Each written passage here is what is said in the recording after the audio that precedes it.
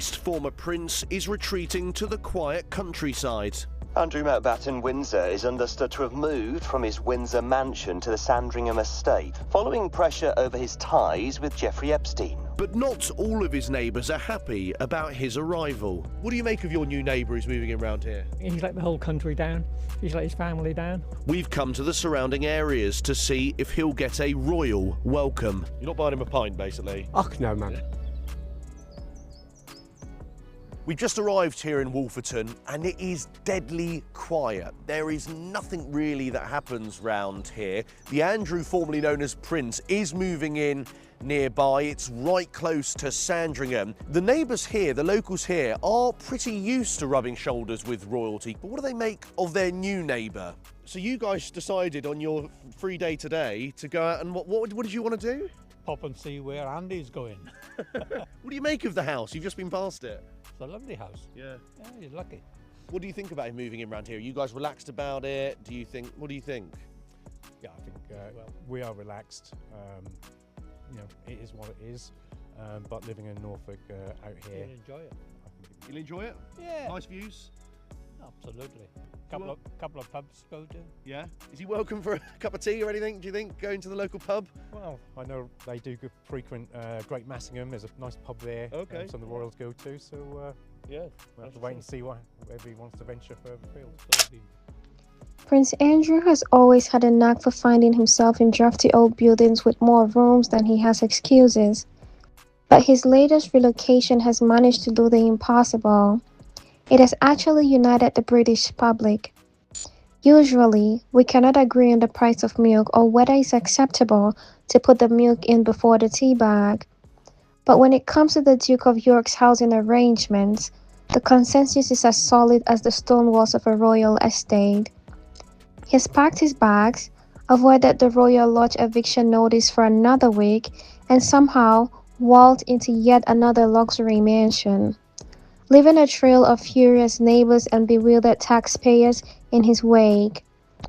It is the ultimate game of high-stake musical chairs, except the music never stops, and Andrew always seems to find a velvet cushioned throne to sit on, while the rest of the country wonders how he keeps getting the keys to the kingdom's most expensive front doors. Quick favor: if you're finding the insight into the royal merry-go-round entertaining, do hit that subscribe button. Over 92% of viewers have not joined the fold yet, and we would love to have you. It is entirely free, takes a mere second, and means the absolute world to us. Thank you if you just did. Now, back to the show. Buckingham Palace. His Majesty has today initiated a formal process to remove the style, titles and honours of Prince Andrew. Prince Andrew will now be known as Andrew Mountbatten Windsor. His lease on Royal Lodge has, to date, provided him with legal protection to continue in residence. Formal notice has now been served to surrender the lease, and he will move to alternative private accommodation. The British public has a very specific type of patience. It's the kind of patience that allows us to stand in a queue for 3 hours for a lukewarm pasty without complaining. But that patience evaporates the moment we feel like someone is taking the proverbial biscuit. Enter Andrew Mountbatten Windsor, the man who treats the concept of downsizing as moving from a 30-room palace to a modest farmhouse that still requires a 6-figure security upgrade. The recent news that he has transitioned into yet another luxury setting in the Sandringham estate has sent the local neighbors into a literal frenzy. We're talking about the kind of anger that moves beyond strongly worded letter to the editor and straight into staring over the garden fence with extreme prejudice territory. The neighbors are not just annoyed, they are cursed with the realization that their peaceful enclave has just become the new headquarters for the world's controversial tenant. Imagine you're living in Wolverton, a quiet lefty corner of the British countryside. You move there for the bird songs and the general lack of international media scrum. Then, suddenly, the moving van arrives. Out steps a man who has become the human personification of a PR disaster, followed by a security detail that costs more than the local school annual budget. It's like ordering a quiet garden gnome from Amazon and instead receiving a full-size gold-plated statue of a man who refuses to leave the party long after the lights have come up. The locals are calling it a curse because, let's be honest, having Andrew as a neighbor is the ultimate property value killer. Who wants to buy a house next to a man who requires permanent police presence and brings with him a cloud of historical scandal that even the thickest British fog cannot mask? The transition from the royal lodge to this new setting was supposed to be a quiet affair, a way to tuck the Duke away where he could perhaps take up competitive knitting. Instead, it has reignited the debate about how exactly a man with no official income and no public role continues to live a life that would make a Silicon Valley billionaire blush. The neighbors are watching this magic show from their front windows and they are not clapping. They are wondering why the Duke's version of consequences looks an awful lot like a 5-star holiday that never ends. But why now? Why was the ejector seat finally triggered? Well, the midnight flight from Windsor was not just a random Tuesday errand.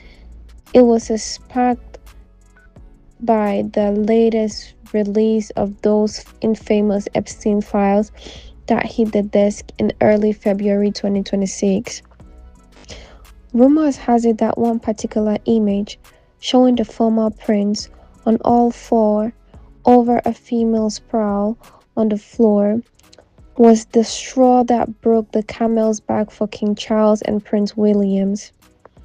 Apparently, the king decided that if Andrew was going to play doggy, he could do it in the remote marshes of Norfolk rather than on the manicured lawn of Windsor. The eviction was so hasty that moving vans were seen getting lost in the Sandringham back road, mistakenly trying to deliver the Duke's furniture to the wrong address. You would think after centuries of owning this place, they would have better GPS, but apparently, even the royal sat-nav wants nothing to do with this move. The logistics of these moves are where things get truly absurd. We are told the king wants him out of the royal lodge to save on maintenance costs, which is a bit like a billionaire telling his brother he cannot stay in the penthouse because the electricity bill is too high, only to hand him the key to the luxury villa next door. On one hand, the crown wants to project an image of a slimmed-down monarchy. On the other hand, we have Andrew moving into Marsh Farm, which still requires a level of upkeep and security that the average person could not afford in 10 lifetimes. It is a classic case of saying, we are all in this together, while one person is on a lifeboat and the other is on a jet ski. Let us talk about the luxury of this new exile. Andrew reportedly called the 5-bedroom Marsh Farm beneath him. Yes, you heard that correctly. In a country where people are living in a studio apartment the size of a walk-in wardrobe, Andrew is sulking because his new shoebox only has 5 bedrooms and not enough space for his living staff. The audacity is breathtaking. It is like a man complaining that his golden handcuffs are too tight around his wrist. Meanwhile, the king is reportedly picking up the tab for the renovation, including a brand new security fence that costs more than your house. If this is what being called cancel looks like, where do I sign up? Welcome to you both. Kate, I want to start with you. Welcome to the show, by the way. Thanks for having me. I want to start with you because look, Andrew Mountbatten Windsor, front page of the Sun, cover of Darkness, out of Royal Lodge, finally into his Sandringham exile. But I remember a couple of years ago, you wrote in a really good feature, and you were talking about, sources were telling you that it was dubbed the Siege of Royal Lodge, that there were 2 options that Andrew faced. He could either be dragged out kicking or screaming, or it could be done amicably. Do you think the palace are happy with this situation that is now gone? And what was it? Was he dragged out kicking and screaming, or did he do it amicably? Yeah, that's right. I mean, this has been going on for such a long time, Matt. I think, it's been over 2 years the King has been trying to get him out of Royal Lodge. Obviously, the headlines over Epstein and Andrew's friendship with Epstein have rumbled on for a long time. And this has all been going on in the background at the start of his new reign. The King realised he wanted to do something about it and decided that it was no longer good optics for him to be in Royal Lodge, playing, as we revealed, a peppercorn rent for 2 decades. So he wanted to get him out. Andrew was not budging, and that's why there were friends close to the King who at the time were describing it to me as the siege of Royal Lodge. There was a real battle going on of wills between the brothers. Andrew's 11 years younger than Charles, and they haven't always had a very friendly relationship. The anger from the neighbors is not just about the move. It is about the disruption. A royal move involved road closures, security sweeps, and a general atmosphere of, "You're not allowed to look at these." For the residents of Sandringham, this is not just a new neighbor. It is a permanent logistic headache. They are worried about the privacy they once cherished, being traded for the constant hum of paparazzi drones and the sight of blacked-out SUV tearing down narrow country lane. One local, Abraham Brune, put it best when he said he was flabbergasted by the move, noting that if Andrew is an outcast, he is the most well-housed outcast in history. Others have been less polite, with public safety announcement posters popping up around the estate featuring Andrew's face and the words, "Sweaty nuns in the area." It is safe to say the welcome mat is not exactly being rolled. You see, the British public's relationship with the royal family is built on a quiet contract. We provide the pageantry and the palaces and the tax pounds, and they provide a sense of duty and, crucially, not making us look like idiots on the world stage. Andrew has breached that contract so many times, the paper is practically shredded. So when he moves into another luxury mansion, it feels like a personal insult to every person who is currently debating whether to turn the heating on for an extra hour. It is the visual presentation of a get-out-of-jail-free card that also comes with a swimming pool and a tennis court. The analogy here is simple. It's like having a roommate who never pays rent, eats all your fancy cheese, and then complains that the guest room thread count is too low. Eventually, you want them to move out, but they just moved into the shed and demand you install a fireplace. The shed in this scenario, of course, being a multi-million-pound estate like Marsh Farm or Wood Farm. The neighbors are the ones left holding the bill for the cheese, and they are understandably tired of the menu. Even the wildlife seem to be on the protest. Sandringham has a legendary no-cat policy to protect the pheasantry for the royal shoot. Because there are no cats, the area is apparently crawling with rats. Just weeks ago, rat control vans were spotted at Marsh Farm. There is a certain poetic justice in the disgraced Duke moving into a house infested with rodents because the estate refuses to let a cat do its job. It is a metaphor so heavy-handed that even a tabloid editor would think twice about using it. The neighbors are watching these pest control vans come and go, wondering if the rats are the ones trying to move out now that Andrew has arrived. The angry neighbor's narrative is powerful because it humanizes the abstract concept of royal privilege. It is the one thing to read about millions on security costs. It is another to hear about a local resident like Jacqueline Hargrave, who told reporters, "We don't want him here. Go and sit with Trump." This is where the real resentment brews. Not in a hall of parliament, but in a kitchen of people who just want their neighborhood back. The locals are used to seeing the royals at the pub or on the beach. But Andrew? They want him kept behind that new 6-foot timber fence and the extended no-fly zone. They do not want the Epstein effect rubbing off on the quiet Norfolk village. Andrew Albert Christian Edward Mountbatten Windsor is no longer the Duke of York, and he's no longer a Prince of the United Kingdom either. He's just another subject of his brother King Charles III, and soon he'll be paying obeisance to his nephew, King William II, the man who's primarily responsible for kicking Andrew out of the royal family. It's William and his wife Catherine, the Princess of Wales, who wanted Andrew out of their faces. The Waleses are about to move to Forest Lodge, a big new home on the Windsor estate that's just a mile away from Royal Lodge, where Andrew and his ex-wife Sarah Ferguson have been living for the past 3 decades, basically for free at the expense of the Crown estate. And it was William who reportedly confronted Andrew's daughters, Beatrice and Eugenie, and told them they risked losing their titles as princess if they didn't bring their dad into line. If you were tempted to feel sorry for Andrew, well sure, he hasn't been convicted of any crimes. He's always denied having any knowledge of teenage prostitution or sex trafficking at the hands of his close friend Jeffrey Epstein, who died in prison while awaiting trial on those charges. The famous photo of Andrew with his arm around the waist of 17-year-old Virginia Roberts Giuffre, he says that's a fake, but he did pay Giuffre, who's now taken her own life, £12 million that he got from his mother, the late Queen Elizabeth II.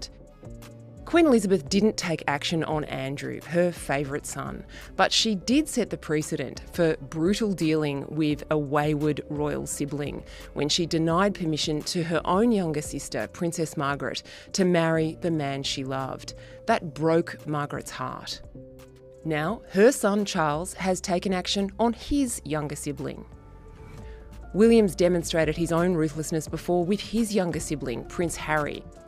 William participated in and maybe even led the royal family's tough moves on Harry and Meghan when the Duke and Duchess of Sussex said that they wanted a half-in, half-out royal life and had a lot of complaints about life in the royal family. The family just froze them out. William knows the monarchy can exist only with the goodwill of the British people, and he's already thinking about his duty to hand the crown on to his son, Prince George. That meant embarrassing Uncle Andrew had to go. The sarcasm writes itself. We are told this is a strategic relocation plan. That is a fancy way of saying we are moving him to a different shelf so we do not have to look at him. But the problem with moving a giant gold-plated vase is that it is still a giant gold-plated vase, no matter which room you put it in. It still takes up space, and everyone who walks in is going to ask, why on earth is that still here? The neighbors are the ones who have been told they now have to live in a room with this vase, and they are not exactly thrilled about the decor. They are worried that the value of their own homes will plummet faster than Andrew's approval rating, and they have a point. Who wants a luxury cottage next to a man who is the subject of a fresh police report for allegedly leaking trade secrets to Jeffrey Epstein? But the real kicker is the tone-deaf behavior that led to this. Right before he was whisked away at midnight, Andrew was spotted riding around Windsor Great Park, waving and grinning at tourists like he was still the guest of honor at a jubilee. This was reportedly the breaking point for Prince William. The heir to the throne was apparently livid that while the monarchy was trying to survive a scandal, Andrew was out there acting like he was auditioning for a role in a Disney movie. The jovial waving was seen as a complete lack of contrition, leading to an emergency meeting at Sandringham, where his fate was sealed. He was basically told to pack his teddy bears and get in the van before the sun came up. Ultimately, the Duke of York's move is more than just a change of address. It is a symbol of the enduring power of the royal bubble. It is a bubble that seems to be made of bulletproof glass, capable of withstanding any amount of public outcry or common sense. But even the strongest glass can crack if the pressure gets high enough, and the neighbors of Sandringham are certainly doing their best to turn up the heat. They are not just cursing the man, they are cursing the system that allows a private citizen with a £20,000 pension to live in a 5-bedroom farmhouse on a private estate with ad hoc cleaners and cooks provided by the king. The weight in the situation is the sheer audacity. You have to almost admire the front it takes to move into a mansion when the entire country is essentially booing you from the sidelines. It's a level of thick-skinnedness that usually requires a diving suit. But Andrew is doing it in a bubble jacket, acting as if he's just another local resident. The neighbors are not buying it, and the public is not buying it. They see the Sky TV being installed, the security lights going up, and the flood risk alert being registered for Match Farm, which sits on the floodplain, by the way. If the curse of the neighbors does not get him, the rising tides might. And let us not forget the parliamentary probe that is looming. MPs are finally starting to ask why the public has been missing out on revenue because of Andrew Peppercorn's rent. For 20 years, he has paid next to nothing for a 30-room mansion. Now he's moving into a house where the king is paying the rent and the living costs. It is a never-ending cycle of financial opacity that is finally being thrust into the spotlight. The neighbors had just the canary in the coal mine, signaling that the public's deference to the monarchy private matters has officially expired. As long as there are mansions to move into and neighbors to offend, he will remain the most controversial tenant in the United Kingdom. He is the man who turned moving house into a national scandal, and the curse of his presence is something that will haunt whoever lands next to him for years to come. The curtains might be drawn in the new mansion, but we can all see what's happening inside. It is a story of a man who refuses to go quietly, a king who is trying to clean up a mess, and a neighborhood that just wants to be left alone. The Sandringham exile is not a punishment, it is just a change of scenery for a man who remains the ultimate royal problem. The saga of Andrew and his mansion is a persistent headache for the monarchy. Each new front door he enters is another door closed on the possibility of a quiet retirement. The curse is the permanence of his presence in the public eye, a presence that is facilitated by the very luxury he refuses to give up. It is a cycle of privilege that has reached its saturation point, leaving the neighbors, the public, and the crown itself in a state of perpetual frustration. Whether it's the rats at Mars Farm or the protester at the estate gate, the message is clear. The neighborhood is full, and the public has seen enough. The neighbors might be cursing, and the public might be shouting, but the moving vans keep rolling. It is a high-stake game of royal housing that shows the true divide in modern Britain. On one side, the luxury mansions and the immunity of the elite. On the other, the angry neighbors and the unfiltered voices of a country that is tired of the show. The curtains might be drawn in the new mansion, but we can all see what's happening inside, and it is a story that is far from over. Thank you for watching.